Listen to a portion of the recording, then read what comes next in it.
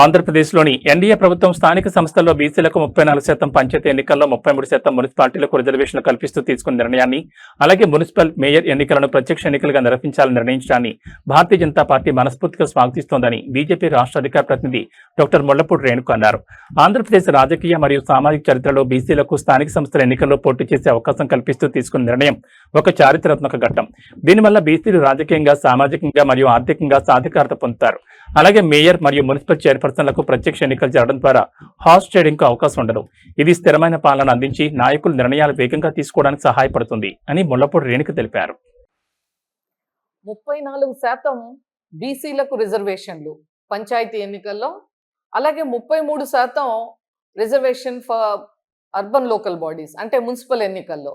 ఏదైతే cabinet decision అవటం, మొన్న అసెంబ్లీలో కూడా దాన్ని పాస్ చేయటం, ఇది ఒక రాష్ట్ర సామాజిక రాజకీయ చరిత్రలో ఒక కీలకమైనటువంటి మలుపు తీసుకురాబోతుంది. దీని మూలంగా అనేక మందికి రాజకీయ అవకాశాలు, స్థానిక సంస్థల నుంచి మనం ఒక నాయకత్వాన్ని పెంచుకుంటానికి ఒక మంచి అవకాశం. కాబట్టి ఇది ఒక హిస్టారిక్ డెసిషన్గా మేము భావిస్తూ ఉన్నాం. కూటమి తీసుకున్నటువంటి ఒక మంచి నిర్ణయం. దీన్ని భారతీయ జనతా పార్టీ పూర్తిగా దీనికి మద్దతు ఇవ్వటం, స్వాగతించటం, ఆ విధంగా దీన్ని ఈరోజు అసెంబ్లీలో బిల్ కూడా పాస్ అవ్వటం.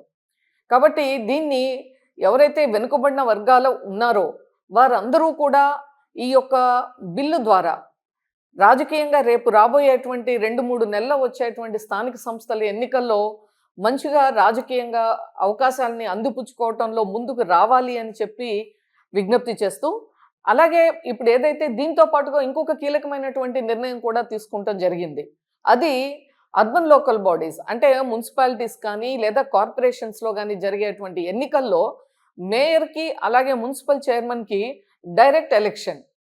ఎందుకంటే ఇప్పటిదాకా చూసాం గత ప్రభుత్వంలో ఈ యొక్క ఇండైరెక్ట్ ఎలక్షన్ పెట్టడం మూలంగా ప్రతి వాళ్ళు కూడా ఈ యొక్క మున్సిపల్ చైర్మన్గా కొంచెం వార్డులు అటు ఇటుగా వచ్చిన హార్స్ ట్రేడింగ్ కానీ, పదే పదే రాజకీయంగా మార్చటం కానీ, ఇటువంటి అన్వాంటెడ్ ప్రాక్టీసెస్ అన్నీ కూడా దాంట్లోకి రావటం మూలంగా ఒక స్టేబుల్ అడ్మినిస్ట్రేషన్.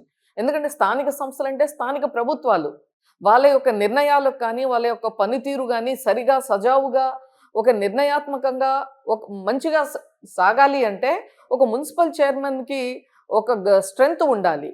అది తప్పకుండా ఈ యొక్క డైరెక్ట్ ఎలక్షన్ మూలంగా మంచి ఎవరైతే కెపాసిటీస్ ఉన్న వాళ్ళు, ప్రజల్లో ఆ యొక్క మున్సిపాలిటీలో ఆమోదయోగ్యం ఉన్నటువంటి వాళ్ళు రావటానికి అవకాశం, వచ్చిన తర్వాత వాళ్ళు తీసుకునేటువంటి నిర్ణయాల్లో కూడా వారికి అధికారాలు ఒక పవర్ ఉండటం, అదే మాదిరిగా ఏమవుతుందో ప్రతిసారి ఏ విధంగా మార్చుతారో ఈ కౌన్సిలర్స్, కార్పొరేటర్స్ కలిసి ఎప్పుడు ఈ యొక్క అస్థిరతకు తావు లేకుండా తీసుకున్నటువంటి ఈ నిర్ణయం మూలంగా రాబోయే కాలంలో అర్బన్ లోకల్ బాడీస్ అంటే మున్సిపాలిటీస్ కానీ కార్పొరేషన్స్ కానీ చక్కటి పనితీరుని చూపించడానికి ఒక మంచి అవకాశం. కాబట్టి ఈ రెండింటినీ కూడా భారతీయ జనతా పార్టీ సమర్థిస్తుంది, స్వాగతిస్తుంది, మద్దతిస్తుంది.